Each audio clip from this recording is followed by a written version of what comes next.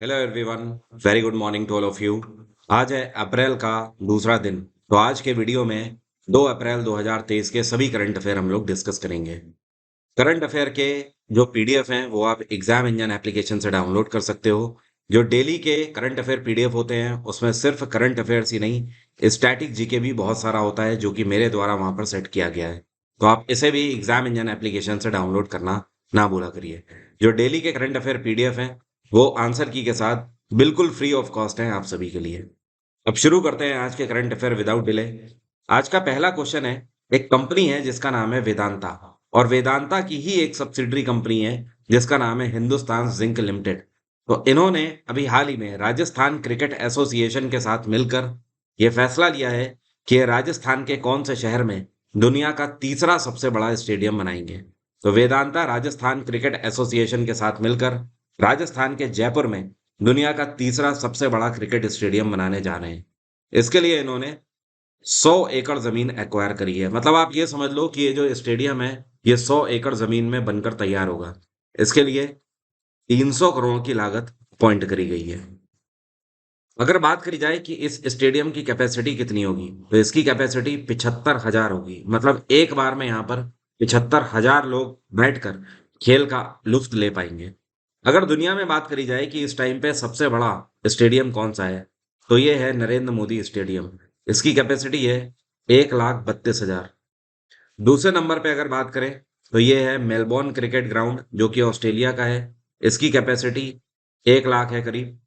तीसरे नंबर पे है कलकत्ता का ईडन गार्डन। इसकी कैपेसिटी करीब 70,000 है। और चौथे नंबर पे नया रायपुर इंटरनेशनल क्रिकेट स्टेडियम है। इसकी कैपेसिटी 65,000 है। और इसके बाद पांचवें नंबर पे जो है ये है पर्थ स्टेडियम ऑस्ट्रेलिया का। इसकी कैपेसिटी करीब 60,000 है। तो ये अब जो स्टेडियम बन के तैयार होगा ये ईडन गार्डन को पछाड़ देगा। ईडन गार्डन की कैपेसिटी 70,000 है। ये उससे ज्यादा कैपेसिटी के साथ 75,000 कैपेसिटी के साथ बनकर तैयार होगा। अगला क्वेश्चन है, G20 की अध्यक्षता तो भारत कर ही रहा है, आपको पता ही है इस साल। तो इस साल G20 के अंदर disaster risk reduction working group की पहली मीटिंग आयोजित करी जा रही है कौन से शहर में। अभी तक एक भी मीटिंग डिजास्टर रिस्क रिडक्शन को लेकर नहीं हुई थी। अब इसकी पहली मीटिंग गुजरात के गांधीनगर में आयोजित करी जा रही है। और ये कब से हो रही है? ये 30 मार्च से शुरू हो चुकी है और कल के दिन 1 अप्रैल के दिन ये खत्म भी हो गई है। इसका शुभारंभ डॉक्टर पीके मिश्रा के द्वारा किया गया है। पीके मिश्रा कौन है ये आपको पता होना चाहिए। ये प्रधानमंत्री नरेंद्र मोदी के प्रिंसिपल सेक्रेटरी हैं। अभी 6 महीने पहले ही इनको अपॉइंट किया गया था। G20 की स्थापना 1999 में करी गई थी। ये 19 देशों और यूरोपियन यूनियन का एक समूह है। G20 की अगर बात करें तो अगले साल 2024 में इसकी अध्यक्षता ब्राजील करेगा। ये बहुत इंपॉर्टेंट है, आपको ध्यान रखना है। 2022 में G20 की अध्यक्षता इंडोनेशिया ने करी थी। 2023 में भारत कर रहा है। 2024 में ब्राजील करेगा। अगला क्वेश्चन है, कांगड़ा चाय जो है इसको अभी हाल ही में जीआई टैग दिया गया है। जो कांगड़ा चाय है ये कौन से राज्य में प्रोड्यूस करी जाती है? तो कांगड़ा चाय की खेती हिमाचल प्रदेश में करी जाती है। और हिमाचल प्रदेश का एक डिस्ट्रिक्ट है कांगड़ा जहां पर इस चाय का उत्पादन किया जाता है। अब अगर इस चाय को जीआई टैग मिल रहा है तो इसका सीधा प्रभाव यूरोपियन मार्केट में मिलेगा। मतलब कहने का ये कि आने वाले अगले साल से भारत सरकार इस चाय को यूरोपियन मार्केट में बेच पाने में काफी मुकम्मल रहेगी। मतलब आप सीधे सीधे ये समझ लो कि अब इस चाय को तो उत्पादित किया ही जाएगा, लेकिन भारत सरकार को इसे बेचने के लिए बहुत ज्यादा एफर्ट्स करने की जरूरत नहीं पड़ेगी, क्योंकि इस चाय को जीआई टैग अभी हाल ही में मिल गया है। पिछले कुछ टाइम में अगर जीआई टैग की बात करें तो आसाम का गमछा जो है, यूपी में बिहार में इसको गमछा बोलते हैं, वहां पर गमोछा बोला गया है। ठीक है, ये सफेद रंग का होता है यूजुअली, लेकिन उसकी कढ़ाई वहां पर काफी फेमस है। तो आसाम के गमोछा को जीआई टैग दिया गया है। इसके अलावा अगर बात करें तो एक साड़ी है तमिलनाडु की, इसको बोलते हैं कंदंगी साड़ी। क्या बोलते हैं? कंदंगी साड़ी। इसको भी जीआई टैग मिला हुआ है। अगला क्वेश्चन है, ministry of municipal administration of urban development Telangana की कहने का मतलब यह है कि तेलंगाना की जो म्युनिसिपालिटी एडमिनिस्ट्रेशन है इन्होंने अभी हाल ही में एक प्रोग्राम लॉन्च किया है। और इस प्रोग्राम की मदद से हैदराबाद के आसपास का जितना भी एरिया है वहां पर कितनी वाटर बॉडीज लॉन्च करी जाएंगी। तो इस प्रोग्राम के अंतर्गत हैदराबाद के आसपास जितना भी क्षेत्र है वहां पर टोटल 50 नई झीलों का निर्माण किया जाएगा, मतलब लेक्स का निर्माण किया जाएगा। और ज़ाहिर-सी बात है, इनका मेन उद्देश्य क्या होगा कि आने वाले टाइम में जो एग्रीकल्चर लैंड है, वहाँ पर सिंचाई के लिए पानी की व्यवस्था हो पाए। देखिए, जब आस-पास हमारे झीलें होती हैं, तो हमारी कृषि के लिए भी बेहतर पानी हमें मिल पाता है, रिच मिनरल्स के साथ। तो इसका मेन उद्देश्य ये है कि तेलंगाना के अंदर उपजाऊ ज़मीन जो है, उसको बढ़ावा देना। ये जो 50 जिले हैं, इनमें से जो 25 जिले हैं, ये ग्रेटर हैदराबाद म्युनिसिपल कॉर्पोरेशन के द्वारा बनाई जाएँगी और जो बाकी की 25 जिले हैं, इसको हैदराबाद मेट्रोपॉलिटन डेवलपमेंट अथॉरिटी के द्वारा बनाया जाएगा। मतलब आप ऐसे समझ लो कि 25 जिले रूरल एरिया में बनाई जाएँगी और 25 जिले अर्बन एरिया में बनाई जाएँगी। तेलंगाना में इस टाइम पे चंद्रशेखर राव की सरकार है। यहाँ की गवर्नर हैं तमिलसाई सुंदरराजन। तेलंगाना के अगर फेस्टिवल्स की बात करें तो कई बार आपसे पूछा जाता है यहाँ के मुख्य त्योहार कौन-कौन से हैं? एक तो यहाँ पर बाथुकम्मा फेस्टिवल मनाया जाता है। कौन-सा? बाथुकम्मा फेस्टिवल। एक यहाँ पर बुनालू फेस्टिवल मनाया जाता है। इसको बोलते हैं बुनालू त्योहार। अगला क्वेश्चन है, वर्ल्ड बैंक के द्वारा भारत के कौन से राज्य में पानी के पीने की बेहतर फैसिलिटी के लिए 363 मिलियन डॉलर का लोन अभी हाल ही में अप्रूव किया गया है। तो वर्ल्ड बैंक ने भारत के अंदर कर्नाटक राज्य को ये लोन दिया है और लोन स्वरूप 363 मिलियन डॉलर की धनराशि आवंटित करी गई है। इस पैसे की मदद से कर्नाटक सरकार जो है ये लोगों के लिए पीने की पानी की व्यवस्था को स्वच्छ और बेहतर बना पाएगी। इस टाइम पर अगर वर्ल्ड बैंक की बात करें तो यहाँ पर भारतीयों का ही बोलबाला है क्योंकि वर्ल्ड बैंक में इस टाइम पे जो प्रेसिडेंट हैं ये हैं अनिल बंगा। कौन है? अनिल बंगा। अगर सीएफओ की बात करें तो ये भी भारतीय मूल की हैं, अंशुला कांत। और अगर एग्जीक्यूटिव डायरेक्टर की बात करें तो ये भी भारतीय मूल के हैं, इनका नाम है राजेश खुल्लर। तो इस टाइम पे पूरे वर्ल्ड बैंक में भारतीयों का ही बोलबाला है और यही एक अपने आप में मेरिट होती है कि दुनिया भर में जितनी भी अंतर्राष्ट्रीय संस्थाएं हैं वहां पर अगर किसी भी देश का कोई ब्यूरोक्रेट अगर बड़ी पोस्ट पर होता है तो उस संस्था का सीधा फायदा उस देश को देखने को मिलता है। तो वर्ल्ड बैंक से इस साल काफी फायदा मिलने की उम्मीद है और उसकी शुरुआत होती हुई अभी हाल ही में दिखाई दे रही है। वर्ल्ड बैंक की स्थापना 1944 में करी गई थी। इसका हेडक्वार्टर है वॉशिंगटन डीसी। इस टाइम पे वर्ल्ड बैंक के मेंबर कंट्रीज हैं 189, 189। नेक्स्ट क्वेश्चन है, according to the statement of chief economic adviser, Bharat के जो मुख्य अर्थशास्त्री सलाहकार हैं इनके द्वारा ये अभी हाल ही में प्रिडिक्ट किया गया है कि अगले साल मतलब यहाँ पर बात हो रही है दशक की, मतलब अगले 10 सालों में भारत की जो अर्थव्यवस्था है वो कितने प्रतिशत की दर से बढ़ेगी। तो चीफ इकोनॉमिक एडवाइजर के द्वारा 6.5% का आंकड़ा दिया गया है। मतलब आप एक तरीके से ये समझ लो कि भारत सरकार ने चीफ इकोनॉमिक एडवाइजर के थ्रू ये दर्शाया है कि अगले 10 सालों में भारत की जो अर्थव्यवस्था में वृद्धि देखने को मिलेगी ये 6.5% की दर से देखने को मिलेगी। और इस टाइम पे भारत के चीफ इकोनॉमिक एडवाइजर कौन है? ये हैं वी अनंत नागेश्वरन। कौन है? वी अनंत नागेश्वरन। मुझे याद आया कल मैंने आप सभी से टेलीग्राम पर और यूट्यूब कम्युनिटी पर एक क्वेश्चन पूछा था। क्वेश्चन मेरा ये था कि सेंट्रल विजिलेंस कमिश्नर जो है इनका कार्यकाल कितने साल का होता है? और मुझे अभी तक याद है कि दोनों ही जगह पर चाहे टेलीग्राम की बात करें चाहे यूट्यूब कम्युनिटी की बात करें 20% से भी कम स्टूडेंट ने सही आंसर दिया है। ज्यादातर लोगों ने या तो 3 साल बोला है या तो 5 साल बोला है, जबकि इनका कार्यकाल 4 साल का होता है और इनको भारत के राष्ट्रपति के द्वारा अपॉइंट किया जाता है।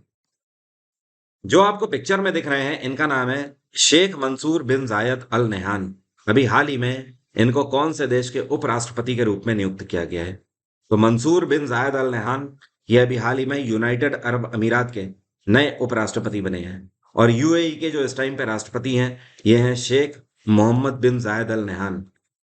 और जो मंसूर बिन जायद अल नहान है इनके ये बड़े भाई हैं, तो इन्होंने अपने छोटे भाई को उपराष्ट्रपति के तौर पर अपॉइंट किया है। बाकी अगर गल्फ कंट्रीज में बात करें तो ज्यादातर ऐसे देश हैं जहां पर अभी भी मोनार्क सिस्टम है, मतलब परिवारवाद है। एक परिवार ही सदियों से लगातार राज करता आ रहा है। जैसे कि हमारा देश है डेमोक्रेटिक कंट्री, हमारे देश में डेमोक्रेसी होने की वजह से या फिर आप बोल सकते हो हमारे देश को गणतंत्र देश बोला जाता है। तो हमारे देश में हम लोगों को ये इजाजत है कि हम अपनी पसंद का जो नेता है या लीडर है उसको राजनीतिक पद पर बिठा सकते हैं, बट इन देशों में ऐसा नहीं है। अभी कुछ टाइम पहले कुछ और इम्पोर्टेंट अपॉइंटमेंट्स हुए हैं जो कि आपको ध्यान रखने हैं। जैसे कि नेपाल के नए प्रधानमंत्री कौन बने हैं? ये बने हैं पुष्प कमल दहल, पीके दहल पूरा नाम। और अभी हाल ही में बांग्लादेश के भी नए राष्ट्रपति बने हैं, इनका नाम है मोहम्मद शहाबुद्दीन। अगला क्वेश्चन है, अभी हाल ही में एसोचैम के नए प्रेसिडेंट के रूप में किसको अपॉइंट किया गया है? एसोचैम का मतलब है associated chambers of commerce and industry. तो इसके नए प्रेसिडेंट बनाए गए हैं अजय सिंह। और अजय सिंह जो हैं, इनको न्यू प्रेसिडेंट तो अपॉइंट ही किया गया है, लेकिन ये इससे पहले कहाँ पर थे? ये स्पाइस जेट में थे, स्पाइस जेट। और इन्होंने जिनको सक्सीड किया है, इनका नाम क्या है? तो ये सक्सीड कर रहे हैं सुमंत सिन्हा को, मतलब ये जगह ले रहे हैं सुमंत सिन्हा की। सुमंत सिन्हा एसोचैम के इससे पहले चेयरपर्सन के रूप में कार्यरत थे, या प्रेसिडेंट के रूप में आप बोल सकते हो कार्यरत थे। एसोचैम के अंदर नए सीनियर वाइस प्रेसिडेंट का भी अपॉइंटमेंट हुआ है, और इस पोस्ट पर संजय नायर को अपॉइंट किया गया है। किसको? संजय नायर। एसोचैम की बात करें तो इसकी स्थापना 1920 में करी गई थी। इसका हेडक्वार्टर है नई दिल्ली, और इसके सेक्रेटरी जनरल हैं दीपक सूद। क्या नाम है? दीपक सूद। अगला क्वेश्चन है, अभी हाल ही में Walt Disney company India owned channel star sports के ब्रांड एम्बेसडर के रूप में किसको अपॉइंट किया गया है? तो इन्होंने भारतीय अभिनेता रणवीर कपूर को अपॉइंट किया है, माफी चाहता हूं, रणवीर सिंह को इन्होंने अपॉइंट किया है। और रणवीर सिंह से पहले भी अगर बात करी जाए तो अभी हाल फिलहाल में कौन से नए ब्रांड एम्बेसडर बने हैं, अगर स्पेशली बॉलीवुड में बात करें तो ध्यान रखिएगा, मिंत्रा की ब्रांड एम्बेसडर कियारा आडवाणी को अपॉइंट किया गया था। अभी कुछ टाइम पहले ही फरहान अख्तर जो है, इनको वर्ल्ड बॉक्सिंग एसोसिएशन के ब्रांड एम्बेसडर के रूप में भी अपॉइंट किया गया था। इसके अलावा विराट कोहली को लग्जर राइटिंग कंपनी के ब्रांड एम्बेसडर के रूप में अपॉइंट किया गया है। और कल के वीडियो में मैंने आपको बताया था, इस बार का जो एशियन हॉकी फेडरेशन एथलेटिक्स है, उसके एम्बेसडर के रूप में सलीमा तेते को अपॉइंट किया गया है। किसको? सलीमा तेते, भारतीय मूल की हॉकी प्लेयर हैं। अगला क्वेश्चन है, ये कौन है जिनको टेक्सास यूनिवर्सिटी की तरफ से लाइफ टाइम अचीवमेंट अवार्ड 2023 से सम्मानित किया गया है? क्योंकि इन्होंने इंडस्ट्री, पॉलिटिक्स और एजुकेशन तीनों क्षेत्र में उत्कृष्ट कार्य किया है। तो ये भारतीय, आप बोल सकते हो, बिजनेस जगत या उद्योग जगत की आन बान शान नवीन जिंदल को अभी हाल ही में इस सम्मान से सम्मानित किया गया है। जिंदल ग्रुप ने पॉलिटिक्स के क्षेत्र में, एजुकेशन के क्षेत्र में और इंडस्ट्री के क्षेत्र में उत्कृष्ट कार्य किया है, जिनकी वजह से टेक्सास यूनिवर्सिटी ने इन्हें लाइफ टाइम अचीवमेंट अवार्ड से भी हाल ही में सम्मानित किया है। और ये दूसरे ऐसे भारतीय हैं जिनको टेक्सास की तरफ से इस सम्मान से सम्मानित किया गया है। अगला क्वेश्चन है, वर्ल्ड पियानो डे अभी हाल ही में कौन से दिन मनाया गया? तो पियानो दिवस 29 मार्च को इस बार मनाया गया। वैसे पियानो दिवस आपको पता है, साल का जो 88वां दिन होता है, 88th डे जो होता है ना, उस दिन मनाया जाता है। तो इस बार जो 88वां दिन है, 29 मार्च को पड़ा, इस दिन को वर्ल्ड पियानो डे के रूप में मनाया गया। अगला क्वेश्चन है, राजस्थान ने अभी हाल ही में अपना स्थापना दिवस कौन से दिन मनाया है? तो राजस्थान की स्थापना 30 मार्च को हुई थी। 30 मार्च को यह दिवस हर साल यहाँ पर मनाया जाता है। आज का मेरा सवाल आपसे ये है, एक नया सवाल तो दे रहा हूँ, चलिए वो तो ठीक है, बट आज का मेरा सवाल आप यही मानिए, आपको ये बताना है कि राजस्थान की स्थापना 30 मार्च को कौन से वर्ष में हुई थी। ईयर मुझे कमेंट बॉक्स में जल्दी से लिखकर बताइए। राजस्थान के कुछ फोक डांस है जिनके बारे में कई बार पूछा जाता है, जैसे कि घूमर हो गया, झूलन लीला हो गया, ये सब आपसे पूछा जाता है। अब मेरा आज का मेन सवाल आपसे, आप में से कितने लोग बता सकते हैं कि इनमें से कौन सा शासक है जिसका मकबरा लाहौर में स्थित है? कमेंट बॉक्स में जल्दी से लिखकर बताइए। एग्जाम इंजन पे नए बैचेस लॉन्च हो चुके हैं, स्पेशली रिकॉर्डेड बैचेस आप ले सकते हो। पॉलिटी का मेरा क्रैश कोर्स सिर्फ आप इतने अमाउंट में ले सकते हो, जिसमें साइंस की मैगजीन आपको फ्री में मिल रही है। इसके साथ में ही 200 बेस्ट एमसीक्यूज पीवाईक्यू जो कि पॉलिटी के हैं, जो आपको मिल रहे हैं। और पूरी उम्मीद है वहां से बाहर क्वेश्चन जाने की बिल्कुल भी आशा नहीं है, वहीं से आपको सारे क्वेश्चन देखने को मिल जाएंगे। आप इंग्लिश का भी क्रैश कोर्स ले सकते हो आने वाले किसी भी एग्जाम के लिए। अपार्ट फ्रॉम दिस, आप मेरा हिस्ट्री का बैच ले सकते हो, पूरा रिकॉर्डेड, जहां पर मैंने एंशियंट, मिडिवल, मॉडर्न कवर करी हुई है। जो स्टूडेंट भी लाइव बैच में आना चाहते हैं, तो लाइव हिस्ट्री और पॉलिटी का चल रहा है। आप लोग परेशान मत होइए, बहुत सारी इंक्वायरी आ रही है। एसएससी सीजीएल, सीजीएल जो जुलाई में होने वाला है 2023 का, उसके लिए न्यू बैच में अगले 10 दिन के अंदर स्टार्ट कर रहा हूं, बट नोटिफिकेशन आपको कल या परसों तक फाइनली मिल ही जाएगा। बाकी अगर आप, एक महीना बचा हुआ है सीडीएस एग्जाम का, अगर आप डिफेंस से हैं तो आप टेस्ट सीरीज लॉन्च कर सकते हैं। ये जो टेस्ट सीरीज मैंने यहाँ पर आपको दी हुई है, इसमें आपको एक नहीं बहुत सारी टेस्ट सीरीज मिल रही हैं, जैसे फुल टेस्ट 33 मिल रहे हैं, जीके टेस्ट 135 हैं, मतलब मोर देन सफिशिएंट यहाँ पर आपको टेस्ट सीरीज मिल रही है। तो एग्जाम इंजन को जाके एक्सप्लोर करिए, आपके मतलब का बहुत सारी चीजें हैं यहाँ पर। और हाँ, एक फाइनली जो एक सबसे बड़ा अनाउंसमेंट था वो ये था कि अभी तक करंट अफेयर की मंथली मैगजीन एग्जाम इंजन पे मिला करती थी, जिसकी कॉस्ट 49 रुपी थी। ऑन एन एवरेज 50 रुपए के हिसाब से देखें तो साल भर का आपका पड़ता था 12 25 60, मतलब 600 रुपए पड़ता था। लेकिन अब ऐसा कुछ भी नहीं है, आप पूरे एक साल का सब्सक्रिप्शन एक बार में ही ले सकते हो, मात्र 201 रुपए में। इसमें क्या होगा कि हर महीने के आखिर में आपको मंथली करंट अफेयर की पूरी मैगजीन मिल जाया करेगी। मंथली करंट अफेयर की जो मैगजीन होती है ये 350 से 400 पेजेस की होती है। अगर आप इसे अभी ले रहे हो तो आपको 3 महीने की ऑलरेडी इसके अंदर मिलेगी ही पीडीएफ, हिंदी और इंग्लिश में, जो कि जनवरी फरवरी और मार्च की है। बाकी हर महीने के एंड में आपको मिलती रहेगी। Thank you so much, have a nice day, take care, bye bye, आपका दिन मंगलमय हो।